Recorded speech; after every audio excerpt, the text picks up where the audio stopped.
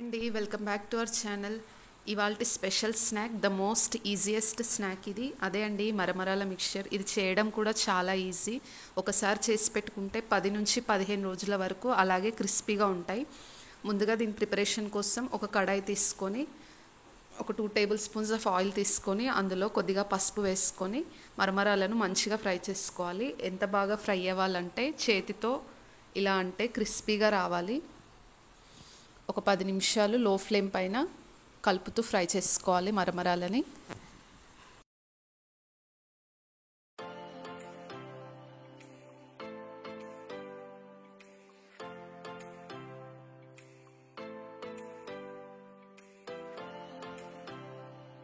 మరమరాలు క్రిస్పీగా ఫ్రై అయిన తర్వాత తీసి పక్కకు పెట్టుకోవాలి. ఇప్పుడు అదే కడాయిలో 2 స్పూన్ల ఆయిల్ వేసుకొని ఆయిల్ హీట్ అయిన తర్వాత పోపు గింజలు, శనగపప్పు, మినప్పప్పు, పల్లీలు వేసుకొని దోరగా ఫ్రై చేసుకోవాలి. పల్లీలు మీడియం ఫ్లేమ్ పైన ఫ్రై చేసుకోవాలి. పల్లీలు ఫ్రై అయిన తర్వాత కరివేపాకు, అందులోనే మన రుచికి సరిపడా ఉప్పు, కారం వేసుకొని కలుపుకోవాలి.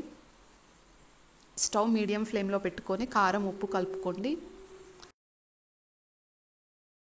ఇప్పుడు స్టవ్ ఆఫ్ చేసుకొని మనం ఫ్రై చేసి పెట్టుకున్నాం కదా మరమరాలని, ఇప్పుడు పోపులో వేసుకొని ఆ మరమరాలు మంచిగా కలుపుకోవాలి పోపు మొత్తం కలిసేలాగా. ఈ స్నాక్ చేయడం చాలా అంటే చాలా ఈజీ అండి. జస్ట్ ఒక 10 మినిట్స్లో చేసేసుకోవచ్చు.